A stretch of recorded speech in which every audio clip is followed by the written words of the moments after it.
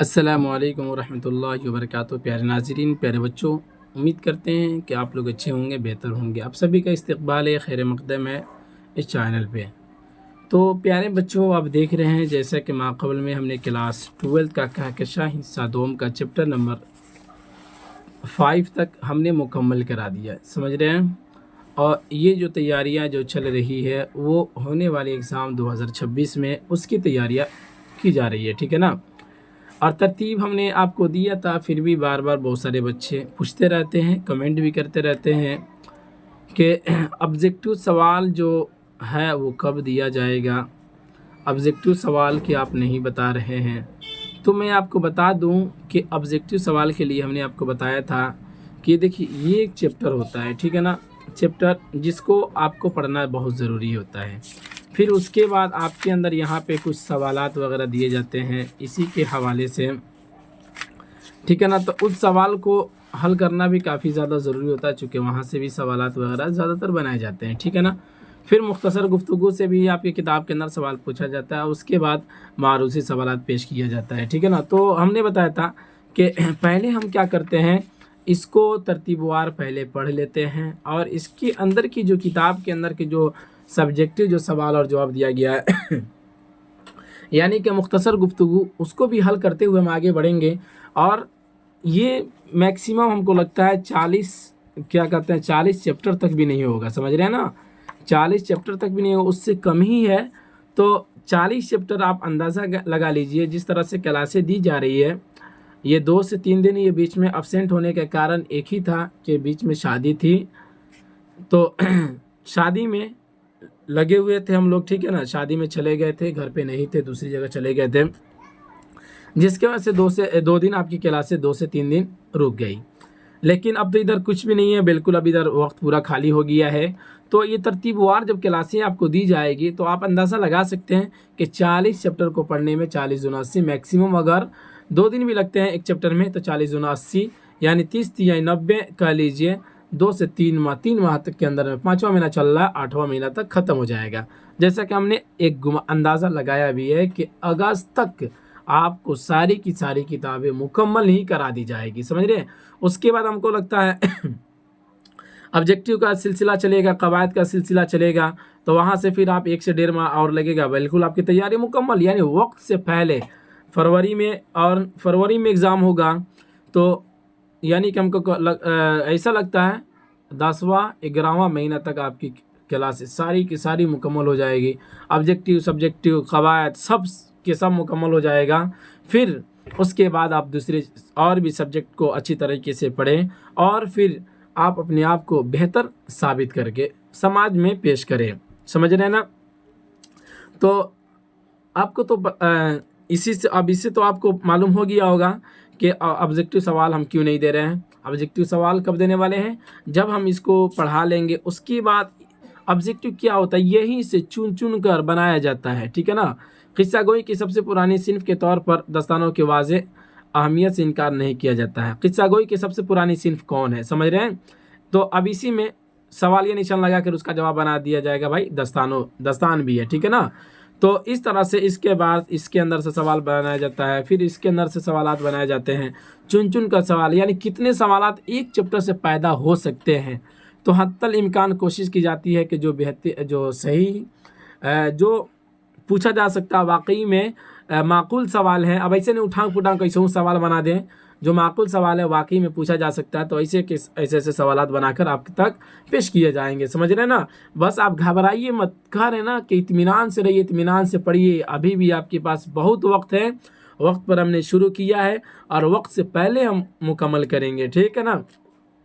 بس آپ کو کلاسیں آپ تک پہنچ رہی ہے، یہ بس تھوڑا سا فرق اتنا ہوتا ہے کہ ٹائمنگ جو ہوتا ہے، جیسے کہ ہم ٹائمنگ سے آپ کو ویڈیو اپلوڈ نہیں ہو پاتا، وجہ یہ ہے کہ ابھی ہم لوگ جہاں ہیں وہ دیہاتی علاقہ ہے، گاؤں میں رہتے ہیں، اور گاؤں میں لائٹ کا بھی بہت زیادہ پرابلم ہوتا ہے، پھر سروے کا بھی بہت زیادہ پرابلم ہوتا ہے، تو ان تمام چیزوں کو دیکھتے ہوئے کافی پریشانیوں کے باوجود پھر بھی آدمی لگا ہوا ہے کہ کسی نہ کسی طریقے سے آپ کی تیاری بہترین ہو جائے، تو کبھی کیا ہوتا ہے ٹائمنگ میں ادھر سے ادھر ہو سکتا ہے، ٹھیک ہے نا؟ تو آپ اپنی ایک ٹائم بنا لیں کہ شام کے وقت میں، شام تک تو ساری کی ساری ویڈیو اپلوڈ ہی کر دیا جاتا ہے، ٹھیک ہے نا، تو اس وقت بنا لیں اور پھر اس وقت اپنی تیاری میں لگ جائیں، اور اس وقت 1 سے 2 بار کلاس آپ دیکھیں گے، پھر سوال جواب یاد کر لیں. تو اس طرح سے لگاتار اگر آپ کرتے ہیں نا تو پھر یہ سمجھ لیجئے کامیابی کا جھنڈا تو پھر آپ ہی گاڑیں گے، پھر دوسرا آپ کے مد مقابل کوئی نہیں ہوگا. ظاہر سی بات ہے، جو کھائے گا اسی کا نا پیٹ بھرے گا، جو محنت کرے گا اسی کو پھل ملے گا. تو محنت آپ کر رہے ہیں تو کوئی پھل دوسرا لے کر تھوڑی نہ جائے گا، سمجھ رہے ہیں. تو چلیے شروع کرتے ہیں. بہرحال یہ ابتدائی باتیں تھی، آج تھوڑی سی زیادہ ہو گئی، یعنی کہ 5 منٹ ابتدائی باتیں ہو گئی، پھر بھی یہ ضروری باتیں تھی، اس وجہ سے ہم نے کہہ دیا چیپٹر شروع کرنے سے پہلے، چونکہ یہ بھی ضروری تھی، ورنہ تو پھر آپ سمجھیں گے کہ ہاں کلاسیں چھوڑ کر کہاں بھاگ جا رہا ہے، 2 سے 3 دن ابسینٹ ہو جا رہا ہے. تو ہم نے شروع میں بتا دیا تھا کہ روزمرہ کی حالات جو ہے اس میں شادی بیاہ اور اس کے بعد بیماری وغیرہ، یہ ساری بھی چیزیں تو آتی رہتی ہے نا، تو اس کو بھی دیکھنا ہوتا ہے. تو زیادہ دن تو خیر نہیں ہونا چاہیے، تو کافی دور چلے گئے تھے، جس کی وجہ سے 1 سے 2-3 دن آپ کی کلاسیں رک گئی تھی، لیکن انشاءاللہ آپ کی کلاسیں اب جاری ہو گئی، بیچ میں کہیں بھی جانا ہونا نہیں ہے، کلاس آپ کی جاری رہے گی، آپ لگے رہیے، پڑھتے رہیے، انشاءاللہ کامیابی ضرور ملے گی. تو چلے دیکھتے ہیں. سب سے پہلے یہاں پہ دیکھتے ہیں داستان، یعنی کہ اب تک جو آپ نے پڑھا، کیا پڑھا، نہیں پڑھا، مضمون کے بارے میں بھی پڑھا آپ نے، پھر اس کے بعد شروع میں بہت سارے چیزوں کے بارے میں آپ نے پڑھا، سمجھ رہے ہیں، خطوط وغیرہ کے سلسلے سے بھی آپ نے پڑھا،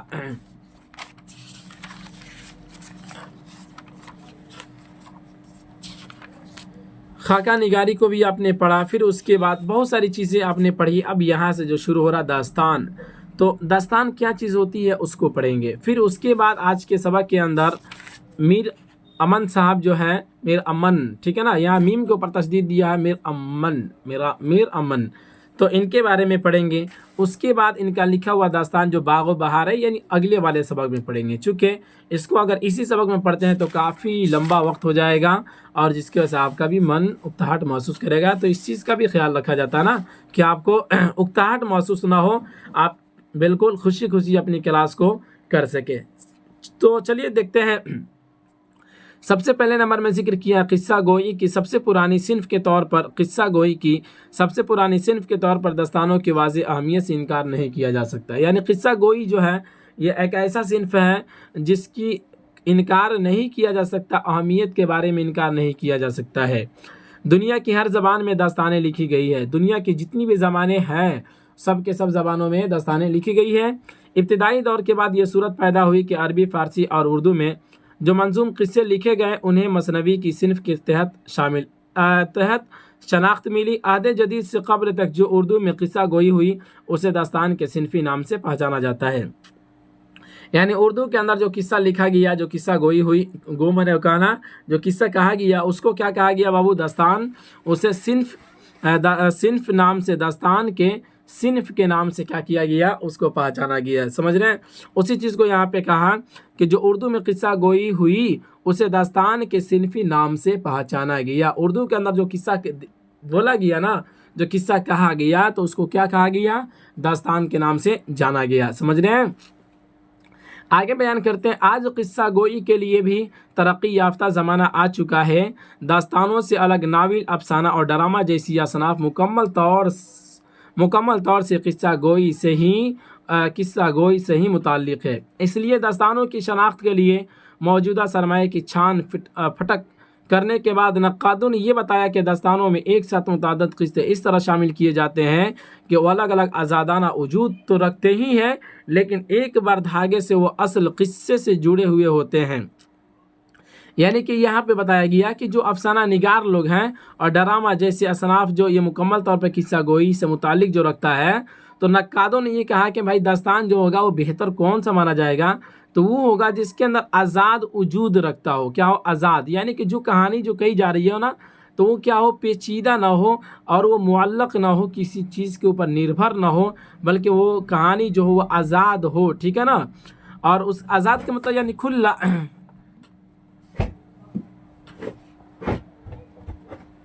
اس کے بعد کہتے ہیں اور وہ آزاد اس طریقے سے ہو کہ اگر اس کو ایک دھاگے سے جوڑا جائے تو پھر بالکل کیا ہو؟ اصل قصے کی طرف بالکل مطلب ایک جیسا معلوم ہونے لگے. سمجھ رہے ہیں؟ تو اسی کو کہا کہ لیکن ایک باریک دھاگے سے واصل قصے سے جڑے ہوئے ہوتے ہیں، تو ظاہر سی بات ہے جو متعدد قصے اس کے اندر بیان جو کیے جاتے ہیں نا، تو کہیں نہ کہیں ایک باریک دھاگے کی طرح وہ قصے جو ہوتے ہیں وہ آپس میں جڑے ہوئے ہوتے ہیں. سمجھ رہے بابو؟ چلیے، داستان کے فن کی اسی بنیاد کی وجہ سے یہ ممکن ہوا کہ داستان امیر حمزہ یا الف لیلا جیسی طویل داستانیں سامنے آئی. یعنی کہتے ہیں نا بابو، داستان کا جب وجود ہوا تو اسی وجود کی بنیاد پر، اسی وجود کی وجہ سے یہ بھی بات ممکن ہو گئی کہ داستان امیر حمزہ یا الف لیلا جیسی طویل داستانیں بھی سامنے آئی. جیسا کہ آپ جانتے ہیں کہ الف لیلا کی کہانی جو ہے یہ مشہور ہے، اور یہ ایسی مشہور ہے جو صدیوں تک اس کی مثالیں دی جاتی ہیں. الف لیلا اور لیلا مجنوں کی کہانیاں بھی جو ہے آپ اس کو پڑھتے رہتے ہیں. سمجھ رہے ہیں؟ آپ پڑھے ہیں اور سنے بھی ہیں. وہ ایسی کہانی ہے جس کو آج زمانہ یاد کرتا ہے اور اس کو اپنی مثالوں میں بھی رکھتا ہے، اگزامپل بھی دیتا ہے. سمجھ رہے ہیں؟ تو داستان کی فن کی بنیاد کی وجہ سے یہ ممکن ہو سکا کہ الف لیلا جیسی کہانی کو پیش کیا جائے، داستان لکھی جائے. سمجھ رہے ہیں؟ چلیے آگے دیکھتے ہیں. داستان کی ایک شناخت مافوق الفطری عنصر ہے. کیا کہا؟ مافوق الفطری. فوق میں نے اوپر، اور فطر میں تو فطرت تو جانتے ہی ہیں، تو فطرت سے اوپر ایک چیز ہے. شاید ہی کوئی داستان ہو جو اس بنیاد کے بغیر آگے بڑھ سکے. مافوق الفطری عناصر کی وجہ سے داستان کو اپنی تخیلاتی قوت کا بھرپور استعمال کرتا ہے. تخیلاتی بھرپور قوت کا مطلب یہ ہوتا ہے کہ تخیل یہ خیال کے معنی میں آتا ہے. قوت تو جانتے ہیں طاقت، تو خیالی قوت جو ہوتا ہے یعنی اس کے ذہن جو ہوتا ہے وہ اپنے ذہن کے اندر کتنی چیزوں کو سوچ سکتا ہے، کتنی چیزوں کو اپنے ذہن کا ذہن کے حوالے سے بیان کر سکتا ہے، تو ان تمام چیزوں کا بھرپور استعمال کرتا ہے. داستانوں میں تہذیب و ثقافت کی حیرت انگیز جلوہ گری ملتی ہے. کیا ہوتا ہے؟ تہذیب و ثقافت. سمجھ رہے ہیں؟ تہذیب و تمدن جسے کہتے ہیں، تہذیب و تمدن کا ایک حیرت انگیز جلوہ ملتی ہے. عہد قدیم کی زبان اور جینے کے انداز کو جاننے کے لیے داستانوں کا مطالعہ لازم ہے. عہد قدیم یعنی کہ پرانے زمانوں کو جاننے کے لیے، اور پھر اس کے بعد کہتے ہیں ایک جینے کا ایک نیا انداز کس طرح سے ہونا چاہیے، تو ان تمام چیزوں کو جاننے کے لیے داستانوں کا مطالعہ لازم ہے. ظاہر سی بات ہے جب داستانوں کا مطالعہ نہیں ہوگا تو پھر جینے کا طریقہ کیسے پتہ چلے گا؟ سمجھ رہے ہیں؟ داستانوں نویسیوں نے اپنے گہرے علم اور بھرپور ذہانت کا استعمال کرتے ہوئے فنی طور پر بہترین کارنامے پیش کیے ہیں. سمجھ رہے ہیں؟ محاورات اور کہاوتوں کا جتنا بھرپور استعمال ہمارے داستان گوئیوں نے کیا، اس کی مثال دوسری اصناف میں تلاش نہیں کی جا سکتی. یعنی کہ اس کے اندر، داستان کے اندر محاورہ، اس کے بعد پھر کیا کہتے ہیں کہاوت، اس کا کافی زیادہ داستان گو جو لوگ حضرات تھے وہ کافی زیادہ اس کا استعمال کیے ہیں. اس کے بعد کہتے ہیں ملا وجہ کی سبرس. کیا ہے؟ ملا وجہ کی سبرس یہ داستان ہے کو اردو کی پہلی ادبی داستان ہونے کا شرف حاصل ہوا. یہ پی ایچ ڈی کے بھی سوال میں آتا ہے. آپ دیکھیں گے ہم نے بہت سارے سوالات کو دیکھا ہے، نیٹ جے آر ایف کا سوالہ دیکھا ہے، تو اس کے اندر بھی یہ سارے کے سارے سوالات آتے ہیں. یعنی کہ ملا وجہ صاحب کا داستان کا نام بتائیے. ملا سبرس جو داستان ہے اس کے رائٹر کون ہیں؟ سمجھ رہے ہیں؟ تو بہرحال جب آپ یہاں اعلیٰ پیمانے تک جب اس کی تیاری کریں گے تو پھر وہاں پہ آپ کو یہ ساری چیزیں دیکھنے کو ملے گی. چلیے، اسے انہوں نے 1632 عیسوی میں مکمل کیا تھا.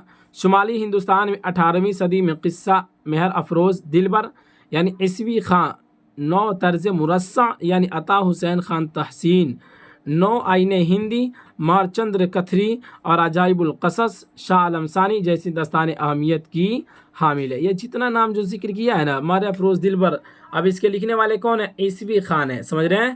اور نو طرز مرصع اس کے لکھنے والے کون ہیں؟ عطا حسین خان تحسین. یہ جتنے لوگ ہیں نا، ان کی جتنی بھی داستانیں ہیں وہ سب کے سب کیا ہے؟ اہمیت کے حامل ہیں. سمجھ رہے ہیں؟ یعنی کہ اس کو اہم مانا گیا ہے، اس کا اعتبار ہے. لیکن داستانوں کی اصل ترقی فورٹ ولیم کالج میں ہوئی، جہاں باغ و بہار، میر امن دہلوی، آرائش محفل، حیدر بخش حیدری، شگف طلع ناٹک، مرزا کاظم علی جواں اور نصر بے نظیر نہال چند لاہوری جیسی اہم داستانیں لکھی گئی.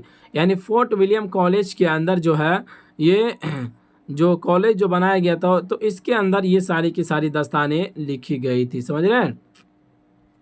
فورٹ ولیم کالج سے باہر بھی داستانیں لکھی جا رہی تھی. انشاء اللہ خان انشاء نے رانی کیتکی کی کہانی جیسی مختصر داستانیں لکھی، یعنی کہ ایسا نہیں کہ اسی کالج کے اندر داستانیں لکھی جا رہی تھی، بلکہ اس کے علاوہ اور بھی دیگر سنستھانوں پہ کیا کہتے ہیں داستانیں لکھی جا رہی تھی، لیکن وہ کہانی کیسی تھی اس کو دیکھیے۔ اس کے علاوہ قصے عجائب، عظمت اللہ نیاز دہلوی، باغ عشق کیا کہتے ہیں بینی نارائن جہاں، الف لیلا منشی عبد الکریم، بستان خیال خواجہ امان دہلوی، قمر الدین راقم، گلشن نوبہار محمد بخش مہجور، فسانے عجائب مرزا رجب علی بیگ سرور، قصے بہرام گور میر فرخند علی، طلسم ہوش ربا احمد حسین جاں جیسی داستانیں فورٹ ولیم کالج سے باہر لکھی گئی۔ یہ جتنی بھی داستانوں کا نام ذکر کیا گیا یہ سب کے سب فورٹ ولیم کالج سے باہر لکھی گئی تھی۔ فسان آزاد رتن ناز شرسار کو داستان اور ناول کی درمیانی کڑی تسلیم کیا جاتا ہے۔ کس کو؟ فسان آزاد مرزا رجب علی بیگ سرور کیا کہا گیا؟ فسان آزاد رتن ناز شرسار کو داستان اور ناول کے درمیانی کڑی تسلیم کیا جاتا ہے۔ مطلب یہ ہے یعنی کہتے ہیں نا درمیان میں جوڑنے والا، ان کو بہتر مانا جاتا ہے، یعنی بیچ کا مانا جاتا ہے، سمجھ رہے ہیں؟ یعنی اس کو ہٹا دیا جاتا ہے پھر کیا ہوگا؟ ختم ہو جائے گا۔ اس کے بعد کہتے ہیں جیسے جیسے تعلیمی ترقی اور مغرب کے اثرات کا سلسلہ قائم ہوتا گیا، داستانوں کی پیشکش اور تحریر دونوں کا چلن ختم ہوتا گیا۔ قبائلی سماج کی ضرورتوں نے داستانوں کو استحکام بخشا تھا، دیہی سماج میں ان کے لیے تھوڑی بہت گنجائش قائم رہی، لیکن شعروں کے جال پھیلتے پھیلتے داستان گوئی کی ساری فضا معدوم ہوگی۔ آج داستانیں قصے پارینہ ہے، یعنی کہ کہتے ہیں نا کہ تھوڑی تھوڑی بہت گنجائش قائم رہی، لیکن شعروں کے جال پھیلتے پھیلتے داستان گوئی کی ساری فضا معدوم ہو گئی۔ یعنی معدوم کا مطلب ہوتا ہے بابو ختم، یعنی جیسے جیسے سماج آگے بڑھتا گیا پھر کیا ہوا؟ اس کی قصے کہانی کا سلسلہ جو ہے وہ کیا ہو گیا؟ ختم ہوتے چلا گیا، سمجھ رہے ہیں؟ تو یہ رہا داستان کے بارے میں مختصر سا معلومات جس کو آپ نے پڑھا، بس 1 سے 2 بار پڑھیں گے تو باقی آپ کو چیزیں سمجھ میں آ جائیں گی، کوئی پہاڑ نہیں ہے، سمجھ رہے ہیں؟ ہمت سے کام لیجئے، پڑھیے، محنت کیجئے۔ چلیے اس کے بعد کہتے ہیں میر امن، یہ ایک شخص صاحب ہیں میر امن صاحب، ان کی زندگی کے بارے میں پڑھیے۔ پھر کیا کہتے ہیں؟ کہتے ہیں میر امن کے تفصیلی حالات معلوم نہیں، صاحب کتاب نے خود لکھا کہ تفصیلی حالات معلوم نہیں، ان کے بارے میں مختلف لوگوں نے جو کچھ لکھا ہے ان میں بیشتر قیاسات پر مبنی ہے۔ قیاسات کا مطلب ہوتا ہے یعنی نہ کہتے ہیں قیاس کی بنیاد پر ایسا ہو گیا ہوگا، سمجھ رہے ہیں؟ یعنی کہ قیاس کرتے ہیں کہ اس طرح سے ہو گیا ہوگا، بٹ ایک ہوتا ہے نا کہ حقیقت بالکل کہ ہاں ایسا ہی ہوا ہے، تو ایسے کسی کو پتہ نہیں ہے، اور جس کو پتہ ہے اس نے اب تک بیان بھی نہیں کیا۔ اسی کو صاحب کتاب لکھتا ہے کہ ان کے بارے میں مختلف لوگوں نے جو کچھ لکھا ہے ان میں بیشتر قیاسات پر مبنی ہے، لہٰذا ان پر بھروسہ نہیں کیا جا سکتا۔ ان کے جو مختصر مستند حالات معلوم ہے وہ یہ کہ اصل نام میر امن اور تخلص لطف تھا۔ کیا تھا؟ لطف تھا، یعنی کہ صاحب کتاب کہتے ہیں کہ باقی چیزیں تو ہم کو معلوم نہیں ہے، لیکن مختصر مستند کا مطلب ہوتا ہے یعنی بہت سارے لوگوں نے اس کو تصدیق کیا کہ ہاں یہی صحیح ہے، تو ان حالات سے پتہ چلتا ہے کہ ان کا اصل نام میر امن اور تخلص لطف تھا۔ دلی میں پیدا ہوئے اور وہیں پلے بڑھے، کہاں؟ دلی کے اندر پیدا ہوئے اور وہیں پلے بڑھے۔ ان کے اجداد یعنی باپ دادا مغل بادشاہوں کے رکاب میں رہے، ٹھیک ہے نا، انہی کے دور حکومت میں رہے، اور ان کی خدمات کے صلے میں انہیں جاگیریں بھی عطا ہوئی، سمجھ رہے ہیں؟ یعنی کہ ان کے آباء و اجداد جو تھے مغل بادشاہوں کے رکاب میں کرانے کا مطلب یہ ہوتا ہے یعنی ان کے نیچے کام کیا اور وہاں پہ کام کرتے تھے اور پھر وہیں پہ رہتے تھے، تو اس کی وجہ سے ان کو کیا کیا؟ خدمات کے سلسلے میں جو اتنی خدمتیں کی تو کچھ جاگیریں بھی حکومت کی طرف سے یعنی مغل بادشاہوں کی طرف سے ان لوگوں کو ملا، ان لوگوں کو دیا گیا۔ جب احمد شاہ ابدالی کی فوج دلی میں داخل ہوئی تو میر امن کا گھر بھی لوٹنے سے محفوظ نہ رہ سکا، یعنی کہ ان کا بھی گھر لوٹا گیا۔ سورج کیا کہتے ہیں؟ سورج مل جاٹ نے ان کی جاگیر بھی ضبط کر لی۔ سورج مل جاٹ، کیا مل جاٹ؟ یہ ادھر سے لڑنے والا تھا، ان کی جاگیر بھی ضبط کر لی۔ میر امن دلی چھوڑ کر نکلے اور کئی برسوں تک عظیم آباد میں مقیم رہے۔ کہاں رہے؟ یعنی جب ان کی جاگیر کو اوپر قبضہ کر لیا گیا تھا پھر وہاں سے نکلے اور دلی چھوڑ کر نکلے اور کئی برسوں تک عظیم آباد میں مقیم رہے، یعنی ٹھہرے رہے، وہیں پر رکے رہے۔ وہاں سے تلاش معاش میں کلکتہ آئے۔ نواب دلاور جنگ نے انہیں اپنے چھوٹے بھائی میر محمد کاظم جان کا عطالق مقرر کیا۔ 2 سال اس خدمت کو انجام دینے کے بعد منشی میر بہادر علی حسینی کے وسیلے سے گلکرسٹ تک پہنچے اور 4 مئی 1801 عیسوی کو 40 روپے ماہنامہ تنخواہ پر فورٹ ولیم کالج کے ہندوستانی شعبے میں ان کا تقرر ہوا۔ جون 1806 عیسوی تک وہ کالج میں اپنے فرائض انجام دیتے رہے۔ ان کی پیرانہ سالی اور جسمانی معذوری کے سبب 1806 عیسوی میں انہیں کالج کی خدمت سے سبکدوش کر دیا گیا۔ کالج سے علحدگی کے بعد ان کے حالات پردہ خفا میں ہے، یعنی کہ جب وہاں سے ان کو ہٹا دیا گیا، جب اس کو وہاں سے ریٹائر کر دیا گیا تو اس کے بعد کیا ہوا تو کسی کو پتہ نہیں ہے، اسی کو پردہ خفا میں ہے، یعنی کہ کسی کو پتہ نہیں ہے، ٹھیک۔